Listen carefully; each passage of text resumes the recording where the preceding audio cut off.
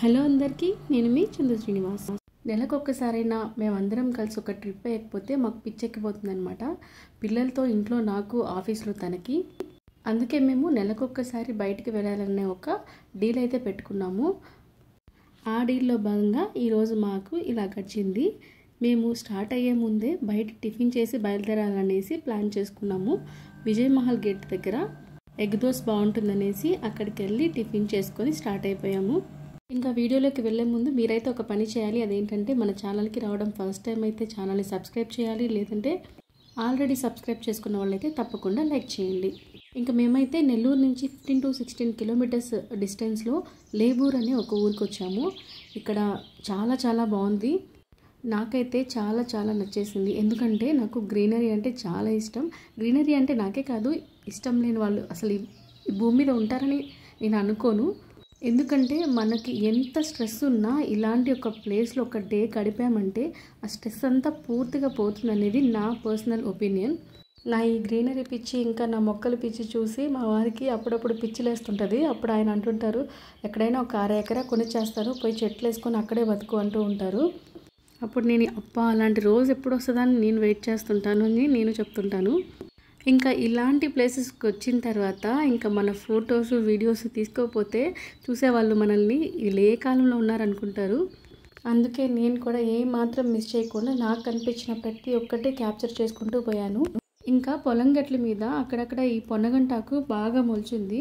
అది చూసి నాకు నా చిన్ననాటి జ్ఞాపకాలు గుర్తొచ్చాయి. ఏంటంటే మా ఊరు వచ్చేసి రామచంద్రపురము, తూర్పుగోదావరి.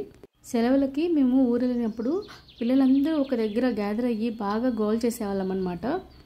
మా అమ్మమ్మ వాళ్ళు మా గోల్ తట్టుకోలేక మా చేతికి తట్టలు, బుట్టలు ఇచ్చేసి ఆ గట్ల మీద పొనగంటాకు మొలిచి ఉంటుంది, అందరూ కోసుకొని రండి అనేసి మాకు ఇచ్చేవాళ్ళనమాట. మేము వెళ్ళి ఆకంతా బాగా కోసుకొని తీసుకొస్తే అవి మాకు వండి పెట్టేవాళ్ళనమాట. ఇలాంటి ప్లేసెస్కి వచ్చినప్పుడు అలాంటి మెమరీస్ అన్నీ గుర్తొచ్చి మన మైండ్లో ఎంత స్ట్రెస్ ఉన్నా అంతా రిలీఫ్ అయ్యి చాలా రిలాక్స్డ్గా అయిపోతుంది మైండ్. ఇంకా లేబూర్కి వచ్చిన వర్క్ అయితే కంప్లీట్ అయిపోయి అక్కడి నుంచి కాస్త దూరంలో ఉన్న మైపాడ్ బీచ్కి అయితే రీచ్ అయిపోయాము. ఇంకా బీచ్కి వచ్చిన తర్వాత ఏమాత్రం పిల్లలు అస్సలు ఆగలేదు, ఫుల్ ఎంజాయ్ చేశారు. మా బుజ్జిపాప అయితే లాస్ట్ ఇయర్ నీళ్ళల్లోకి దిగమంటేనే చాలా భయపడిపోయి వాళ్ళ డాడీ మీదకి ఎక్కేసింది. కానీ ఈ ఇయర్ మాత్రం ఫుల్ ఎంజాయ్ చేసింది. ఇంకా మేమంతా కూడా యుద్ధానికి సిద్ధం అన్నట్టు బాగా రెడీ అయిపోయి నీళ్ళలో దిగి బాగా ఆడుకున్నాము. ఇంకా మా పిక్కీనేమో మా వారు ఇలాగా హార్స్ ఎక్కించారనమాట. వాడు చాలా కష్టంగా కూర్చున్నాడు, చాలా భయంగా ఉంది వాడికి. కానీ ఫోటోకి మాత్రం పోజ్ ఇస్తున్నాడు భయపడుతూ కూడా. అది ముందుకు వెళ్తుంటే మమ్మీ రా మమ్మీ, నువ్వు కూడా రా మమ్మీ, డాడీ రా డాడీ అని అరుస్తూ ఉన్నాడు. వాడి ముఖంలో భయం ఉన్నా సరే ఫొటోస్కి మాత్రం చాలా స్మైలీ ఫేస్ పెట్టి అసలు ఏమాత్రం భయపడినట్టు బిల్డప్ ఇస్తున్నాడు. ప్రిక్కీ ఇది 2వ, 3వ ఇలాగా హార్స్ ఎక్కడం, అయినా కానీ వాడికి భయం అయితే పోలేదు. ఇంతకుముందు ఒకసారి వైజాగ్లో కూడా ఆర్కే బీచ్లో ఇలాగే హార్స్ ఎక్కి వాళ్ళ డాడీ వాడు బాగా ఎంజాయ్ చేశారు.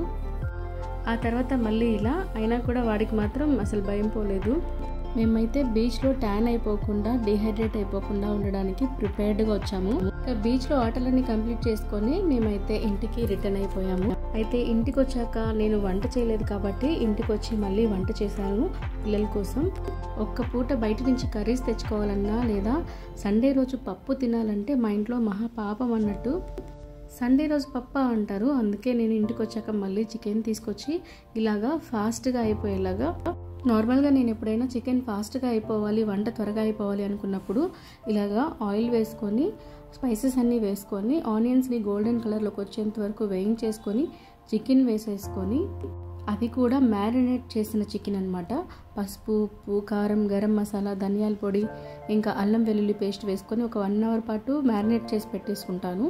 ఇంకా డైరెక్ట్గా ఆయిల్ వేసుకొని ఆనియన్స్లో వేసేసుకోవడమే అనమాట. ఎటువంటి స్పైసెస్ యాడ్ చేయాల్సిన అవసరమే ఉండదు. చాలా ఈజీగా అయిపోతుంది.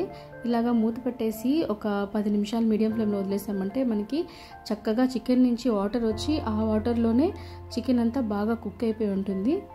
ఒక్క చుక్క కూడా వాటర్ యాడ్ చేయాల్సిన అవసరం ఉండదు.